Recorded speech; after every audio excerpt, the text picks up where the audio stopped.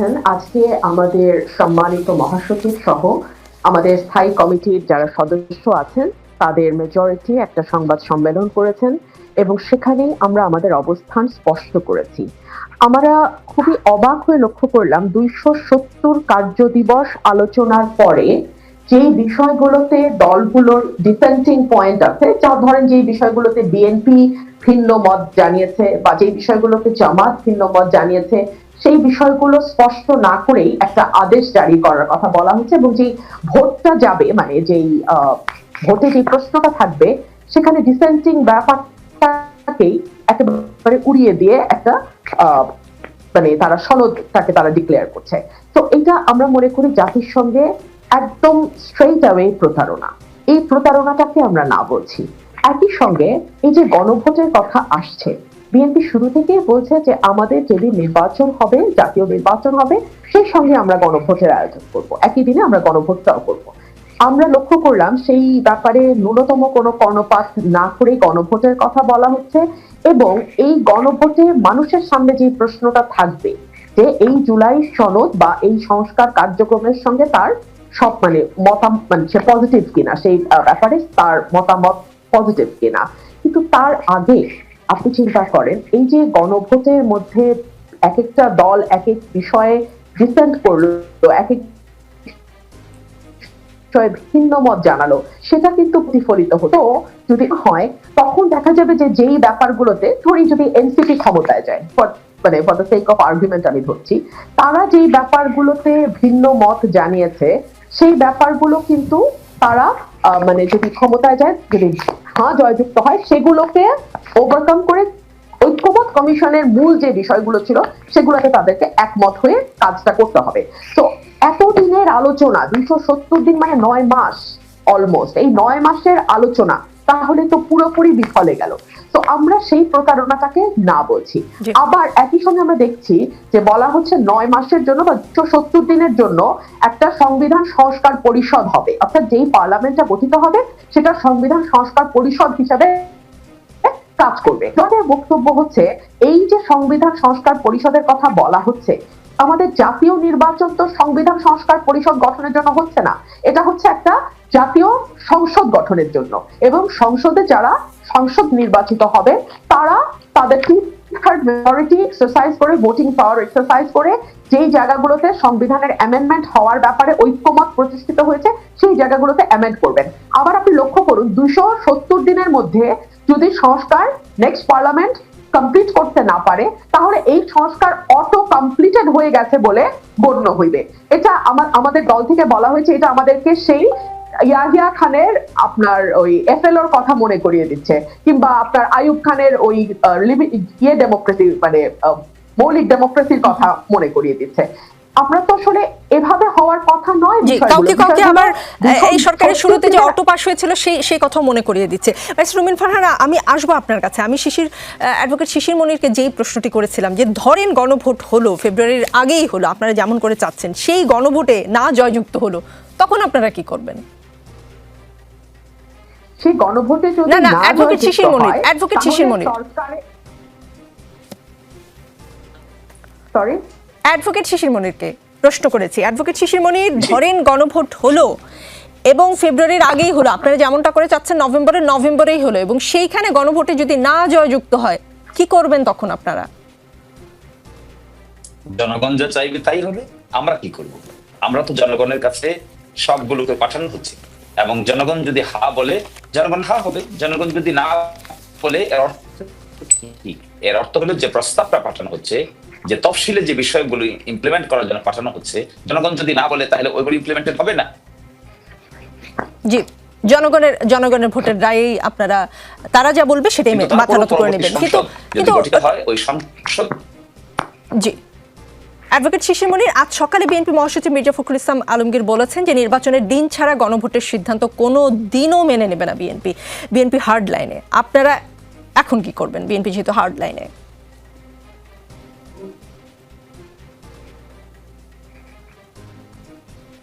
না, শুনতে পাচ্ছি না তাকে। জি, হান্নান মাসুদ, যে বিষয়টি নিয়ে আমরা কথা বলছিলাম আসলে সামাজিক যোগাযোগ মাধ্যমে হ্যাঁ না ফটো কার্ডে ছড়াছড়ি আমরা দেখতে পাচ্ছি, এবং খুব একটা অদ্ভুত বিষয় নাকি এটি ন্যাচারাল আমি জানি না, যে জামাতে ইসলামের মতো এনসিপিও আসলে হ্যাঁ ফটো কার্ড প্রচার করছে। সেইটা কি আপনারা এর মাধ্যমে কি বার্তা দিচ্ছেন, যে এনসিপি জামাত একই বার্তা দিচ্ছে, নাকি কোনোভাবে কাকতালীয়ভাবে জামাতের সঙ্গে এনসিপির বার্তাটা মিলে গেছে? না, এনসিপি হ্যাঁ মানে হচ্ছে জুলাই সংস্কার নিশ্চিতের পক্ষে হ্যাঁ, গণভোটের পক্ষে হ্যাঁ, এটা হচ্ছে যখন জামাত বলে নাই তার আগ থেকে হ্যাঁ। জামাত পরবর্তীতে এনসিপি পথ হয়তো ফলো করেছে, তারা যে ভুলটা করেছে সেই ভুল থেকে তারা বেরিয়ে আসার চেষ্টা করছে।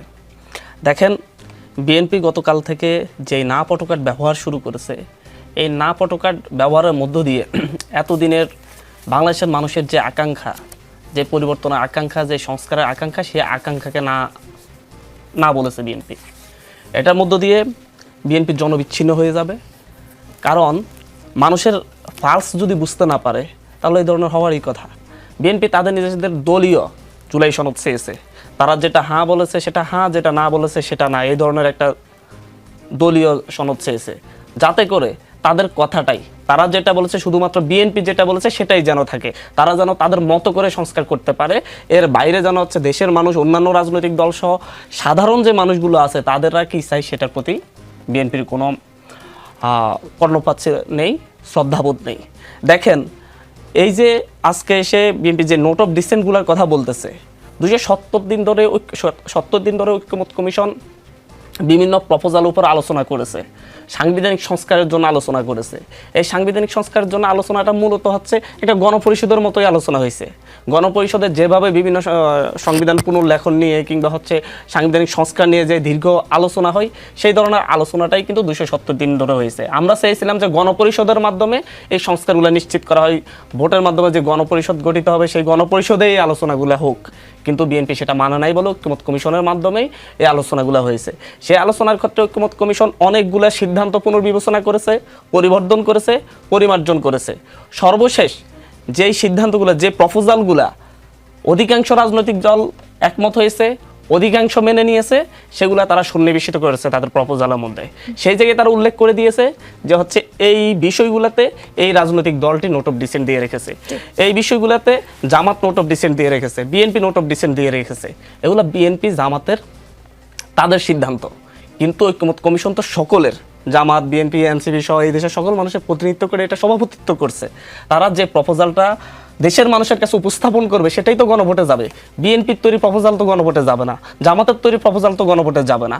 গণভোটে যাবে হচ্ছে ডক্টর মোহাম্মদ ইউনূস সরকার যে ঐক্যমত্য কমিশন গঠন করেছে তাদের তৈরি প্রপোজাল। এই প্রপোজালের উপর 270 দিন ধরে আলোচনা করে, পরিবর্তন, পরিমার্জন করে একটা পূর্ণাঙ্গ রূপ জাতির সামনে হাজির করেছে। এটা তো শুধুমাত্র আপনার বিশ্বের কোনো ইতিহাসে আজ পর্যন্ত সংবিধান সংস্কারের জন্য যতগুলা আপনার গণভোট হয়েছে, কোনো গণভোটে কোনো রাজনৈতিক দল নোট অফ ডিসেন্ট সহকারে গণভোটে গিয়েছে কিনা এটা বিএনপির কেউ বলতে পারবে কিনা আমি জানি না। আমি আজকে পড়তেছিলাম যে হচ্ছে সেই আলবেনিয়াতে 1997 সালের গণভোট, সংবিধান সংস্কারের জন্য যে গণভোট, আপনার পোল্যান্ডে 1997 সালের গণভোট, 2010 সালে তুরস্কের গণভোট, 2010 সালে আপনার 2022 সালে সিলের গণভোট, প্রত্যেকটা গণভোটই নোট অফ ডিসেন্ট ব্যক্তি রেখে গিয়েছে। যে সকল গণভোটে হাঁ এসেছে, মানুষ হাঁকে ভোট দিয়েছে, সেই সকল গণভোটে নোট অফ ডিসেন্টকে বাদ দিয়েই পূর্ণাঙ্গ প্রপোজাল বাস্তবায়ন হয়েছে। শুধুমাত্র সিলের গণভোটের ক্ষেত্রে আপনার হচ্ছে মানুষ না ভোট দিয়েছে, যার কারণে হচ্ছে কোনোটাই বাস্তবায়ন হয় নাই। ধরেন হচ্ছে গণভোট, বাংলাদেশে গণভোট হলো প্রপোজাল উপর, সরকারের তৈরি প্রপোজালের উপর। এই প্রপোজালটা গণ অভ্যুত্থানে, এই যে গণভোটটা হচ্ছে, এই গণভোটের বৈধতা কি? এই গণভোটের বৈধতা তো গণঅভ্যুত্থান পরবর্তী সরকার যে গণভোটের আয়োজন করছে, যে প্রপোজাল তৈরি করছে, সেটার উপর গণভোট হবে। সেই গণভোটের ক্ষেত্রে আপনাদের মতামত নেওয়া হয়েছে, কিন্তু হচ্ছে আপনারা এক পর্যায়ে এসে যখন দেখছেন যে আপনাদের মতের একটু বাইরে চলে গেছে, মানে আপনাদের দলীয় বিবেচনায় যেগুলো আপনাদের সঠিক মনে হচ্ছে তার বাইরে চলে গেছে, তখন আপনারা বিরোধিতা শুরু করেছেন। দলের মতের বাইরে গেলে কিন্তু এনসিপি অনেক কিছু বিরোধিতা করেছে। এটা আসলে ঠিক জুলাই সনদ জুলাইয়ের স্পিরিট কতখানি আছে, নাকি কিছু জামাতি স্পিরিট, কিছু বিএনপি স্পিরিট, কিছু এনসিপি স্পিরিট, এরকম করে বিভিন্ন দলের স্পিরিটে বিভক্ত হয়ে গেছে, সেটা নিয়ে অলরেডি জনগণ প্রশ্ন তোলা শুরু করেছে। আব্দুল হান্নান মাসুদ, অনেক সময় ফুটন্ত শাপলা না দিয়ে কলি দিলেও কিন্তু আপনারা আপত্তি করেন। এই যে ধরেন ফুটন্ত শাপলা না দিয়ে এর কলি নির্বাচন কমিশনের প্রতীক তালিকা অন্তর্ভুক্ত করার বিষয়ে আপনাদের দলের সিনিয়র যুগ্ম আহ্বায়ক সামান্তা শারমিন বলেছেন এটি এনসিপিকে বাচ্চা বা অনুজ হিসেবে বোঝানোর একটি চেষ্টা। আচ্ছা, এই যে ফুটন্ত শাপলার জন্য আপনাদের যে জেদ বলবো না, এটা আসলে আমি ঠিক সঠিক টার্মটা বুঝতে পারছি না, সেই আচরণটা কেমন, সেটা কাদের মতো আচরণ? আর রাজনীতিতে এনসিপি তো অন্য যে কোনো দলের তুলনায় সদ্য ভূমিষ্ঠই নাকি? হ্যাঁ, এনসিপি সদ্য ভূমিষ্ঠ। এনসিপি হচ্ছে এই জেদ দিয়ে সদ্য ভূমিষ্ঠ হয়েছে। এনসিপির জন্মটা হয়েছে জেদের পরিপ্রেক্ষিতে। হাসিনা সরকার যখন হচ্ছে পুরো আন্দোলনকে দমিয়ে ফেলেছে, তখন এনসিপির এই নেতৃবৃন্দ জেদ ধরেছে বলে হাসিনাকে পালাতে হয়েছে। তারা জেদ ধরে রাস্তায় টিকেছিল বলেই, তারা কোনো ধরনের সমঝোতা করে নাই বলেই তাই শেখ হাসিনা পালিয়ে নতুন বাংলাদেশ এসেছে। আমাদের এই জেদটা হচ্ছে ওই জায়গায় যে জেদটা মূলত খামখেয়ালিপনার বিরুদ্ধে। আমি এর আগেও কথা বলেছি, নির্বাচন কমিশন আমাদেরকে শাপলা দিবে না। কারণ কি দেখিয়েছে যে হচ্ছে তাদের তফসিলে নেই, তাদের তফসিলে না থাকলে শাপলা দেওয়া যাবে না। তারা এই ধরনের একটা কারণ দিয়েছে যেটা কোনো আইনি ভিত্তি নেই। আমরা বলেছি আমাদেরকে আইনি ব্যাখ্যা দেন কেন শাপলা দেওয়া যাবে না। তারা মৌখিক অনেক ব্যাখ্যা দিয়েছে, আমাদেরকে লিখিতভাবে আইনি কোনো ব্যাখ্যা দেয় নাই। আমরা বলছি নির্বাচন কমিশনের অবশ্যই এই জাতির কাছে, প্রত্যেকটা রাজনৈতিক দলের কাছে, প্রত্যেকটা মানুষের কাছে দায়বদ্ধতা রয়েছে, কিন্তু নির্বাচন কমিশন সেই দায়বদ্ধতা না দেখে তারা বলছে আমরা এর কোনো ব্যাখ্যা দিব না, আমরা দিতে পারবো না, মানে দিতে পারবো না। কিন্তু আমরা বলছি বাংলাদেশের যতগুলো সাংবিধানিক প্রতিষ্ঠান রয়েছে তাদের প্রত্যেককেই কোনো সিদ্ধান্ত নিতে হলে সেটা ব্যাখ্যা দিয়ে নিতে হবে। তারা বলছে আমরা হচ্ছে, তারা যখন ব্যাখ্যা দেওয়ার কথা বলেছে তারা বলছিল যে হচ্ছে আমরা এই তফসিলে নাই বিদায় দিতে পারতেছি না। তাহলে তো তফসিল সংশোধন হলো, তফসিল সংশোধন করে আপনি শাপলা কলি তফসিল সংশোধন করে শাপলা কলি অন্তর্ভুক্ত করতে পারলেন, শাপলা কেন পারলেন না, এর কোনো ব্যাখ্যা আছে? এখন যদি হচ্ছে, আপনি তো আইনের কথা বলছেন, আমি একটু ভোটের মাঠের কথা বলি। আচ্ছা, লোকে কি আসলে শাপলা ফুটেছে নাকি এখনো ফুটন্ত বা মানে কলি অবস্থায়, সেটা দেখে আপনাদের ভোট দিবে? নাকি হান্নান মাসুদ কয়টা তরুণ বানিয়ে এলাকায় ঢুকলো, কোন গাড়িতে চড়লো, এনসিপি নেতারা কোথাও চাঁদাবাজি বা সচিবালয় সুপারিশ বাণিজ্য করলো কিনা, ভোট দেওয়ার বা না দেওয়ার ক্ষেত্রে লোকে আসলে কি দেখবে? কলি দিয়ে কি জনগণের মন জয় করা যাবে না? ভোট দেওয়ার ক্ষেত্রে মানুষ কি দেখবে আমরা সেটা জানি না। আমরা চ্যালেঞ্জ ছুটছি, আমরা প্রত্যেকটা চ্যালেঞ্জ ছুটছি হচ্ছে পূর্ণ ইস্টাবলিশমেন্ট আর খামখেয়ালিপনার বিরুদ্ধে। আমরা প্রত্যেকটা ক্ষেত্রে যেখানে কেউ কথা বলে নাই, আমরা আমলাতন্ত্রের সংস্কারের ব্যাপারে কথা বলছি, আমরা আর্মি সংস্কারের ব্যাপারে কথা বলছি, আমরা কথা বলছি হচ্ছে সাংবিধানিক সংস্কার ব্যাপারে, যেখানে সবাই চুপসে গেছে। আমরা পুলিশ প্রশাসন সংস্কারের ব্যাপারে স্ট্যান্ড নিয়েছি, আমরা একইভাবে নির্বাচন কমিশনের খামখেয়ালিপনার বিরুদ্ধে স্ট্যান্ড নিয়েছি। এখানে আমরা শাপলা পেলাম নাকি পেলাম না, আমরা সেটা সবচাইতে বড় কোশ্চেন না। বড় কোশ্চেন হচ্ছে আমাকে কেন দেওয়া হবে না সেটার আইনি ব্যাখ্যা চাই। আমরা বলছি ভবিষ্যতে, বাংলাদেশের ভবিষ্যতে তো অনেক রাজনৈতিক দল নিবন্ধনের জন্য আবেদন করবে, তাদেরকেও যদি তাদের পছন্দের প্রতীক দেওয়ার ক্ষেত্রে খামখেয়ালিপনা প্রদর্শন করে তাহলে তারা কি করবে? খামখেয়ালিপনা প্রদর্শনের কোনো সুযোগ নেই। আইনি ব্যাখ্যা দিয়েই আপনাকে আমরা কোনো ধরনের মানুষের ভোট দেওয়ার সিদ্ধান্ত মানুষ নিবে, আমাদের কর্মকাণ্ড দেখে নিবে। আপনি যে কথাগুলো বলছেন এগুলো আমরা যদি মানুষের কাছে সেভাবে যেতে পারি, মানুষ যদি আমাদেরকে গ্রহণ করে তাহলে আমাদেরকে ভোট দিবে। কিন্তু আমরা জন্মের পর থেকেই বাংলাদেশের পূর্ণ যতগুলো এস্টাবলিশমেন্ট রয়েছে, জন্মের পর থেকে বাংলাদেশের পুরাতন যত অব্যবস্থাপনা রয়েছে, যত খামখেয়ালিপনা রয়েছে, যত স্বৈরতন্ত্র রয়েছে, ফ্যাসিজম রয়েছে, প্রত্যেকটাকে আমরা চ্যালেঞ্জ করছি। এবং সেই খামখেয়ালিপনার বিরুদ্ধে আমাদের ফারহানা আগামীকাল শুক্রবারের মধ্যে জুলাই জাতীয় সনদ বাস্তবায়ন আদেশ জারির দাবি জানিয়েছে জামায়াতে ইসলামী। আইন উপদেষ্টা আসিফ নজরুল বলেছেন দ্রুতই গণভোটের সিদ্ধান্ত দেবেন প্রধান উপদেষ্টা। যদি জাতীয় নির্বাচনের আগে গণভোট হয় তাহলে বিএনপি কি করবে?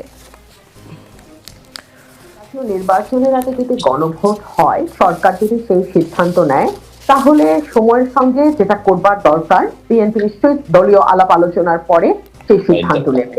তবে একটা কথা আমি খুব স্পষ্টভাবে বলি, বাংলাদেশকে একটা নির্বাচন ফেব্রুয়ারিতে যেটা নির্ধারিত হয়েছে, সেটা যদি কোনো কারণে পিছিয়ে যায়, সেটা কোনো কারণে যদি অনিশ্চয়তা তৈরি হয়, বাংলাদেশকে সেটা এফোর্ড করতে পারার অবস্থায় আছে কিনা এই প্রশ্নটা আমি রাখছি। কারণ আপনি দেখুন, আমি যে ব্যবসায়ী সিপিডির মতো সংগঠন, থিঙ্ক ট্যাঙ্ক, তারা কি বলছে, কিংবা আমাদের আমদানি রপ্তানির তথ্য কি দিচ্ছে, বিনিয়োগের অবস্থা কি, বাংলাদেশে ব্যাংক খাতের অবস্থা কি, এগুলো যদি একপাশ ছড়িয়েও রাখি, ঘোষণা দিয়েছে যে যদি নির্বাচন না হয় বা যদি একটা নির্বাচিত সরকার না আসে হবে না। তো আমরা খুব স্পষ্ট যে বাংলাদেশে যদি একটা দ্রুত নির্বাচনের পথে না যায়, তাহলে ন্যূনতম যেই স্বস্তিটা থাকবার কথা একটা গণতান্ত্রিক দেশে, সেটা থাকবে না।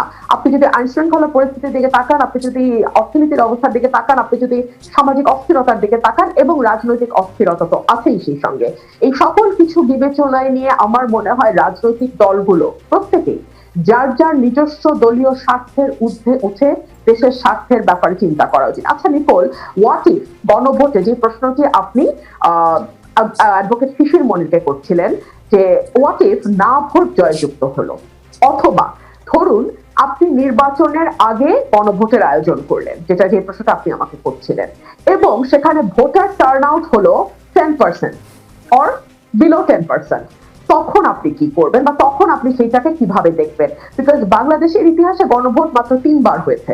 শহীদ প্রেসিডেন্ট জিয়াউর রহমানের সময় হয়েছে, এরশাদের সময় হয়েছে, এবং তারপরে দেশনেত্রী বেগম খালেদা জিয়ার সময় হয়েছে। এই 3টা সময় কিন্তু হ্যাঁ নাতে উত্তর দেয়া যায় এইরকম প্রশ্নের ভিত্তিতে গণভোট হয়েছে, এবং voter turn out almost 80% above ছিল। এই গণভোটে যেহেতু সাংবিধানিক প্রশ্ন জড়িত, এবং বাংলাদেশের, আমি নিজে আমার এলাকায় কাজ করছি, আমার যে দুই ভাই আজকে যুক্ত আছেন রাজনীতির অনুষ্ঠানে, তারা তাদের একজন নিজে এখনো তার এলাকায়, আরেকজনও খুবই ফ্রিকোয়েন্টলি তার এলাকা ভিজিট করেন। সুতরাং আমরা কম বেশি সবাই জানি যে দেশের মানুষের মূল চিন্তা কিন্তু উচ্চ কক্ষ হবে না নিম্ন কক্ষ হবে, উচ্চ কক্ষে পিআর এর ভিত্তিতে যাবে নাকি ফার্স্ট পাস দ্য পোস্ট ভিত্তিতে যাবে, আপনার গণভোট কবে হবে, এগুলো তাদের আসলে মূল কনসার্ন না। তাদের মূল কনসার্ন হচ্ছে তারা ঠিক মতো সস্তায় জিনিস কিনতে পারছে কিনা, খাবারটা সস্তায় খেতে পারছে কিনা, চিকিৎসা ব্যবস্থার অবস্থা কিরকম, স্বল্প মূল্যে বা বিনামূল্যে তারা ওষুধ পাচ্ছে কিনা, সরকারি হাসপাতালগুলোতে তারা সেবা পাচ্ছে কিনা, তাদের ছেলেরা পড়াশোনা শেষ করে কিংবা ধরুন একটা মোটামুটি পড়াশোনা করবার পরে চাকরি পাচ্ছে কিনা, দেশের বাইরে গিয়ে কিছু রোজগার করে দেশে মা বাবা সন্তান বা পরিবারকে সাপোর্ট করতে পারছে কিনা, এগুলো হচ্ছে তাদের মূল কনসার্ন। তো তারা যখন দেখবে যে এমন একটা বিষয় গণভোট হচ্ছে যে বিষয়টা নিয়ে তাদের খুব একটা মাথা ব্যথা নাই, তাদের প্রতিদিনকার জীবনের সঙ্গে এই বিষয়গুলোর কোনো সংযুক্তি নাই, তখন আপনার মনে হয় না যে ভোটার টার্ন আউটটাও একটা বিরাট চ্যালেঞ্জ হয়ে দাঁড়াবে, এবং এট দ্য সেম টাইম না ভোট জয়যুক্ত হবার একটা বড় সম্ভাবনা তৈরি হবে।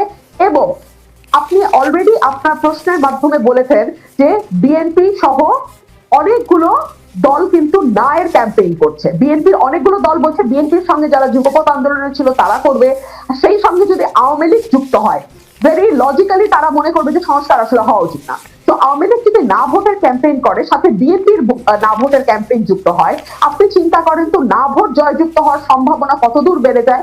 তাহলে কি দাঁড়াবে?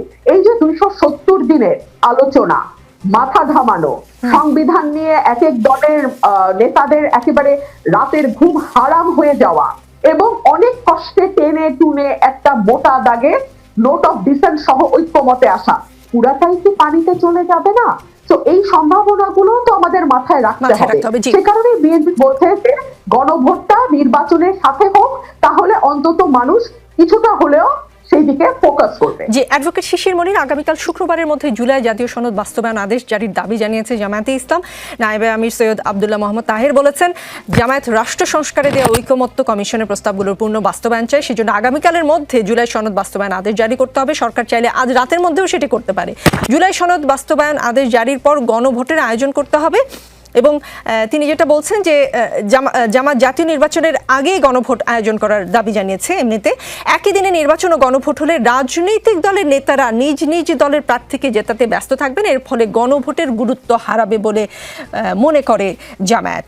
জুলাই জাতীয় সনদ বাস্তবায়ন নিয়ে জামায়াতে ইসলাম কি তাড়াহুড়া করছে কিনা, মানে শুক্রবারের মধ্যেই আদেশ জারি করতে হবে, তারপর পরই গণভোটের ডেট ফিক্স করতে হবে। একই দিনে যদি জাতীয় নির্বাচন ও গণভোট হয়, তাহলে যেটা অনেকেই বলছে বা বিএনপি বলার চেষ্টা করছে যে রাষ্ট্রের খরচ বাঁচবে, রাজনৈতিক দলগুলো একসঙ্গে দুটি বিষয় প্রচারণা করতে পারবে। দুটি ভিন্ন সময় গণভোট ও জাতীয় নির্বাচনের চেয়ে একই দিনে হওয়া ভালো কিনা জানতে চাই। নির্বাচন কমিশনের প্রস্তুতির বিষয়ও তো আছে, নভেম্বরে আসলে নির্বাচন কমিশন গণভোটের মতো এত বড় আয়োজন করতে পারবে কিনা। একটা বিষয় কি খেয়াল করেছেন যে বিএনপি কেন নায়ের দিকে রওনা দিল? তাতে বিএনপির লাভ কি হবে, এই রাষ্ট্রের কি লাভ হবে? একটা সংস্কার প্রক্রিয়ার বিরুদ্ধে কেন বিএনপি দাঁড়াতে যাচ্ছে? যে শুধুমাত্র তাদের মতো হয় নাই তাই ডিসেন্টিং দিয়েছে, ঐকমত্য কমিশন ডিসেন্টিংটা অ্যাকসেপ্ট করে নাই, না করে গণভোটে পাঠাচ্ছে, তাতে বিএনপি এত ক্ষিপ্ত হলো কেন? এই প্রশ্নের জবাব যদি আপনি খোঁজেন তাহলে সকল ফলের বিড়াল এখানে বের করা সম্ভব। আমি তো মনে করি এটা শুধুমাত্র আমিত্ব, অহংকার বোধ এবং নিজের মতামতের বিরুদ্ধে কোনো কিছু মেনে নেওয়া যাবে না, এই জিনিসটাকে এস্টাবলিশ করার জন্যই তারা আজকে এই পজিশন মনে করেন তারা বড় দল, তারা মনে করেন আগামী তাদের ক্ষমতায় আসার সম্ভাবনা আছে, এই জন্য তারা যেটা বলবেন বাকি সবাইকে এটাই মেনে চলতে হবে।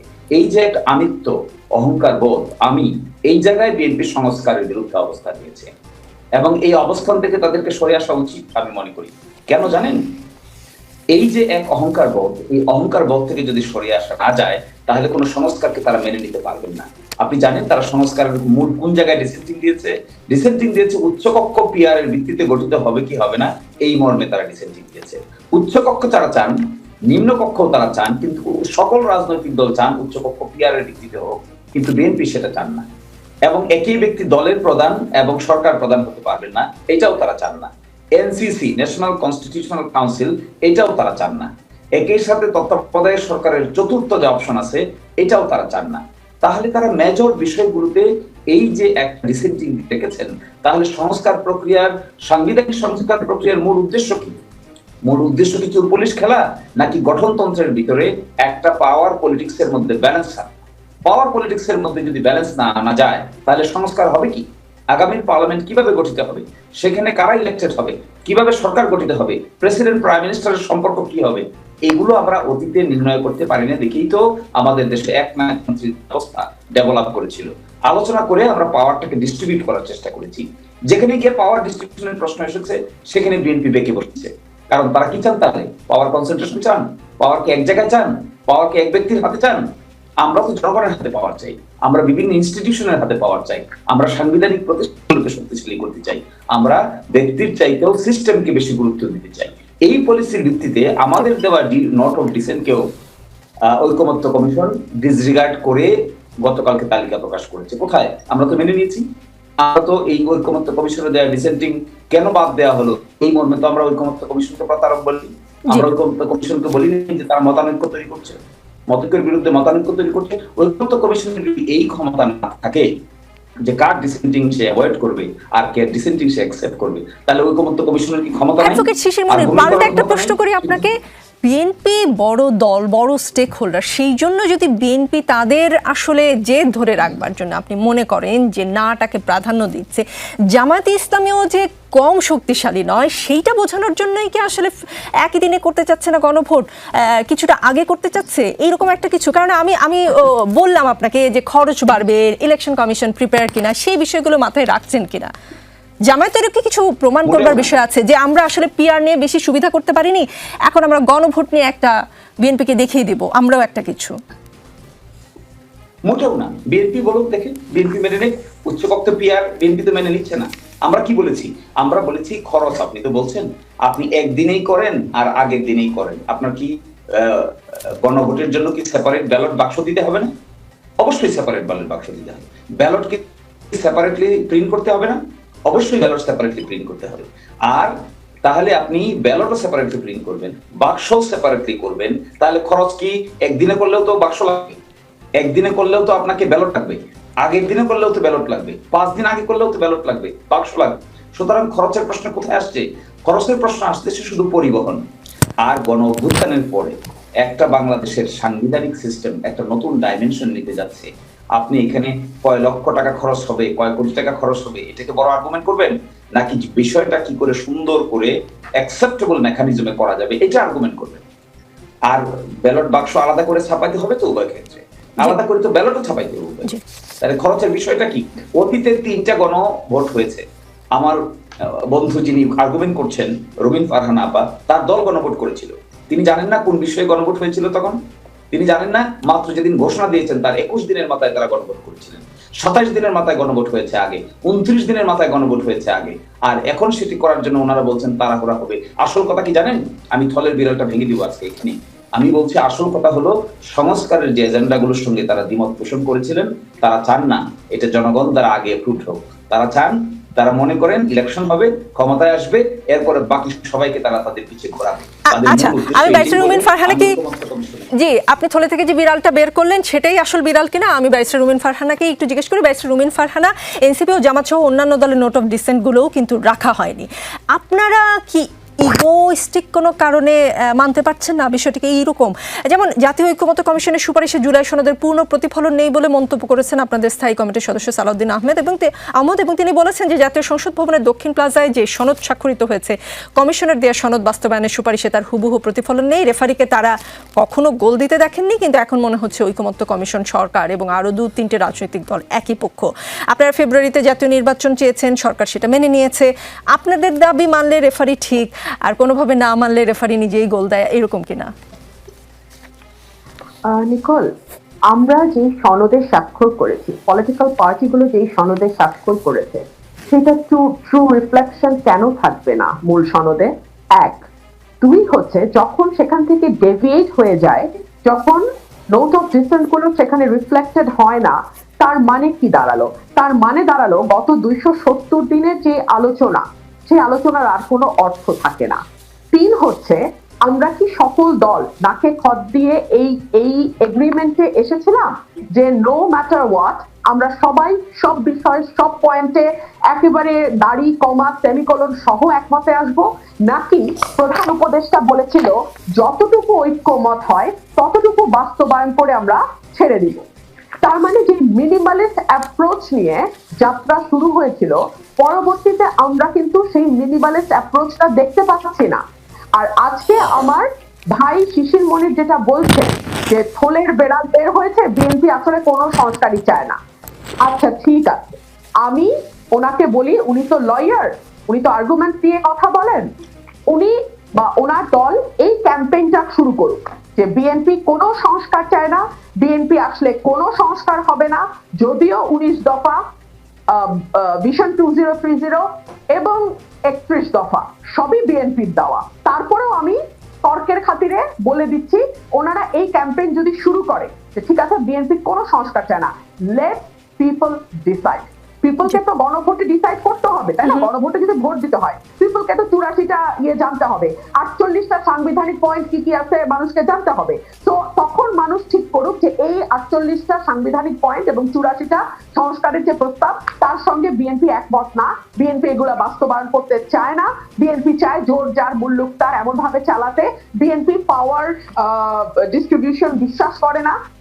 এটা মানুষ জনগণই সিদ্ধান্ত নেক। জি জি, রাজনীতির রিফ্লেকশনটা আসে। জি, ব্যারিস্টার রুমিন ফারহানা, একটা কথা বলে রাখি নিকোল, যে পাওয়ার ডিস্ট্রিবিউশনের কথা যদি উঠে, তাহলে আমি খুবই বিনীতভাবে বলি, এই যে ডেপুটি স্পিকার বিরোধী দল থেকে নেয়া, সংসদের 5-6টা সংসদীয় স্থায়ী কমিটির চিফ বিরোধী দল থেকে আনা, এবং এই যে কমিশনগুলোর হেড বিরোধী দলের সাথে আলোচনা করে ঠিক করা, তাহলে পাওয়ার ডিস্ট্রিবিউশনটা আটকাচ্ছে কোথায়? একজন ব্যক্তি 10 বছরের বেশি প্রধানমন্ত্রী হতে পারবেন না, এইরকম কোন আইন, এরকম কোন নজির বিশ্বে কোন গণতান্ত্রিক দেশে আছে?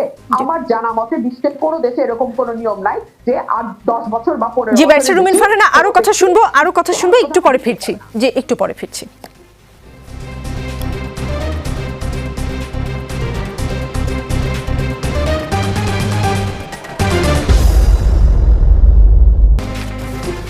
দর্শক দেখছেন রাজনীতি। হান্নান মাসুদ, আমি একবার লাউ কদু বলে যার পর নাই হেনস্থা হয়েছিলাম, তো এখন দেখছি আপনারা সেই টার্মটা ব্যবহার করছেন। যাই হোক, আপনাদের দলের মুখ্য সমন্বয়ক নাসিরউদ্দিন পাটোয়ারি বলেছেন লাউ কদুর নির্বাচন, লাউ হলো বিএনপি আর কদু হলো জামাত।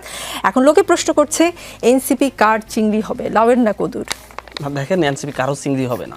লাউ কদু বলার কারণ হচ্ছে তাদের যে রসায়ন দীর্ঘদিন ধরে আমরা দেখেছি, সে 91 থেকে 96 শাসন আমলে, 1 থেকে 6 শাসন আমলে, এমনকি 2006 পর থেকে সরকার বিরুদ্ধে আওয়ামী বিরোধী আন্দোলন সহ সব জায়গায় তাদের যে রসায়ন, দাড়িপাল্লা রেখে ধানে ভোট করা, ধান জামাতকে দেওয়া, এটা মূলত তারা একই পন্থী লোকজন, একই ঘরের লোকজন হঠাৎ করে 2 ভাই আলাদা 2টা ঘর করছে। এখন 2 ভাইয়ের মধ্যে একটা ঝগড়া ভাব দেখাচ্ছে। দিনের বেলা ঝগড়া, রাতের বেলা হলে সব এক। তাদের মধ্যে নিজেদের মধ্যে একটা সমন্বয় আছে, সমঝোতা আছে। শুধুমাত্র মাঠ উত্তপ্ত করে রাখার জন্য তারা বিভিন্ন ধরনের, একবার পিআর, একবার হচ্ছে আপনার ভোটের আগে গণভোট আগে হবে না পরে হবে, এসব নিয়ে আসে। কিন্তু যেমন দেখেন জুলাই সনদে স্বাক্ষর ইস্যুতে তারা সকলে একমত হয়ে, আমি একটু শেষ করি, তারা যেমন জুলাই সনদে স্বাক্ষর ইস্যুতে তারা সকলে একমত হয়ে গিয়ে সাইন করে চলে আসছে হাসি মুখে, পরে এসে আবার একটু রাগ ক্ষোভ দেখাচ্ছে যে হচ্ছে না আমরা জুলাই সনদ আবার সাইন উঠে নিব। প্রশ্ন করছি, আপনাদের দলের মুখ্য সমন্বয়ক নাসিরউদ্দিন পাটোয়ারি বলেছেন যে গণভোট কি আগে হবে নাকি পরে হবে, এটা জামায়াতে ইসলামী এবং বিএনপির মধ্যে একটা কুতর্ক। এই কুতর্কের মধ্যে এনসিপি জড়াবে না, দুই দলেরই উচিত এসব বাদ দিয়ে নির্বাচন কমিশনকে শক্তিশালী করা, বলেছেন উচ্চকক্ষের পিয়া নিম্নকক্ষে এনে বিষয়টি নিয়ে ধোঁয়াশা তৈরি করেছে জামাত। তবে গণভোট প্রশ্নে জামাত হয়তো পরবর্তী সময় বিএনপির সঙ্গে ঐক্যবদ্ধ হয়ে যাবে। আপনারা আগে থেকে কি করে বুঝলেন যে জামায়াত আসলে গণভোট ইস্যুতে শেষ পর্যন্ত বিএনপি? বলছি ওনারা দুই ভাই একই ঘরের ভিতর ছিল, এখন একটু আলাদা আলাদা ভাব দেখাচ্ছে, পাশে একটা ছোট ঘর ঘরে দেখাচ্ছে যে হচ্ছে না আমরা এখন আলাদা, এখন আমাদের মধ্যে ঝামেলা আছে, বিরোধী দল খেলা খেলতেছে। এই দুই দল ঐতিহাসিকভাবে একসাথে ছিল। জামাতের ৭১ পরবর্তীতে জামাতের যে মৃত্যু ঘটেছে সেটা থেকে আবার জীবিত করছে বিএনপি, তারপর আবার জামাত বিএনপির হাত ধরে ধরে বড় হয়েছে, আবার বিএনপিও জামাতের হাত ধরে ধরে ক্ষমতায় গিয়েছে প্রত্যেকবার, কেউ কাউকে ছাড়া একবারও ক্ষমতায় যেতে পারে নাই। সুতরাং সেই জায়গায় আমরা বিএনপি জামাতের এই ধাক্কাধাক্কির ভিতর পড়তেছি না। আমরা মনে করি বাংলাদেশে এই দুই ভাইয়ের বাইরে আরেকটা রাজনৈতিক ব্যবস্থা দরকার। সেই রাজনৈতিক ব্যবস্থার জন্য এনসিপি লড়াই করতেছে। জামাত বিএনপি এখন যে কুসুম কুসুম বিরোধিতা দেখিয়েছে, জুলাই সনদের ক্ষেত্রে এরকম, স্বাক্ষরের ক্ষেত্রে এরকম কুসুম কুসুম বিরোধিতা দেখিয়েছে, কিন্তু সর্বশেষ পর্যায়ে গিয়ে এক হয়ে গেছে। সামনের দিন আপনারা এমন দেখতে পারেন যে হচ্ছে আবার এই যে গণভোট আগে হবে না পরে হবে, এটা নিয়ে এখন কুসুম কুসুম বিরোধিতা আছে, একটু মাঠ গরম করে নেতা কর্মীদেরকে একটু এক্সাইটেড করে রাখতেছে, কিন্তু এক পর্যায়ে দেখবেন যে সবাই একসাথে হয়ে গেছে। আমি কয়েকটা কথার রিপ্লাই দিতে চাই। রুবিনা আপা অনেকগুলো কথা বলছে, তার মধ্যে একটা বলছে ভেরি লজিক্যালি আওয়ামী লীগ না এর পক্ষে ক্যাম্পেইন করবে, এবং আমার কাছে ভেরি ইলজিক্যালি বিএনপি অলরেডি নায়ের পক্ষে ক্যাম্পেইন শুরু করে দিয়েছে। আমরা ভাবি নাই বিএনপি আওয়ামী লীগের করা ক্যাম্পেইনের সাথে নিজেদের ক্যাম্পেইনটাও করবে একই ধরনের নায়ের পক্ষে। আমরা ভাবছি বিএনপি সবসময় এই দেশের পক্ষে, হায়ের পক্ষে থাকবে। বিএনপি যেটা সবসময় বিএনপি নেতৃবৃন্দকে বলতে দেখি, মানুষ কি এইসব সংস্কার বুঝে? মানুষ একটু শান্তিতে থাকতে চাই, মানুষ ভালো থাকতে চাই, চাউলের দাম কম দেখতে চাই, মানুষ সংস্কার কিছু বুঝে না। কিন্তু 1977 সালে যে গণভোটটা হয়েছে মেজর জিয়াউর রহমানের আমলে, সেই গণভোটে মেজর জিয়াউর রহমানের ঘোষিত অনুসৃত নীতি ও কর্মপন্থা আপনি সমর্থন করেন কি না? 88% ভোট পড়েছে।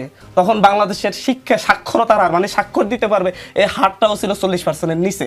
88% ভোট যারা পড়তে পারে না, জানে না, এবং তারা মেজর জিয়াউর রহমান অনুসৃত নীতি বা কর্মপন্থা সম্পর্কে কোনো মানে ওরা পড়তেও পারে না, দেখতেও পারে না, লিখতেও পারে না, তারা কিভাবে মেজর জিয়াউর 98% ভোট, 88% ভোট কাস্ট হয়েছে, তোর মধ্যে প্রায় 99% ভোট হায়ের পক্ষে পড়ছে। এই হচ্ছে তখন হলে ঠিক আছে। যখন আমার পক্ষে যায় তখন মানুষ এইসব বুঝে, সংস্কার বুঝে, সবকিছু বুঝে, কর্মপন্থা বুঝে, অনুসৃত নীতি বুঝে, কিন্তু যখন আমাদের একটু বিরুদ্ধে যায় তখন মানুষ আসলে হচ্ছে মানুষ কি বুঝে নাকি বুঝে না সেটা তো মানুষ, আমরা বলতেছি অভ্যুত্থানের সময় দেয়ালে দেয়ালে লিখে দিয়েছে তারা কি চাই কি বুঝে। তারা একটা দেয়ালে লিখন হয় নাই যে অতি দ্রুত নির্বাচন দেন, আমরা নির্বাচিত সরকার চাই, আমরাও নির্বাচিত সরকার চাই, ফেব্রুয়ারিতে নির্বাচন হতে হবে, নাহলে বাংলাদেশে একটা ব্যাপক বিরাট সংকট তৈরি হবে। কিন্তু সেই নির্বাচনে যাওয়ার আগে বাংলাদেশের সাথে দীর্ঘমেয়াদে আবার সংকটে না যায়, তাহলে যেই সুপারিশগুলো ঐক্যমত্য কমিশন করেছে সেগুলো বাস্তবায়ন নিশ্চিত করতে হবে। আমরা সাময়িক লাভের জন্য দীর্ঘমেয়াদী সংকটের দিকে দেশকে ঠেলে দিতে পারি না।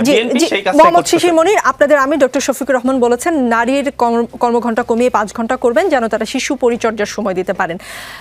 আর বিএনপির ভারপ্রাপ্ত চেয়ারম্যান তারেক রহমান সাহেব ঘোষণা দিয়েছেন নারীকে যেন তার চাকরি বা পড়াশোনা নিয়ে কোনো স্যাক্রিফাইস না করতে হয়, সেজন্য যেখানে যেখানে প্রয়োজন সেখানে ডে কেয়ার স্থাপন করে দিবেন।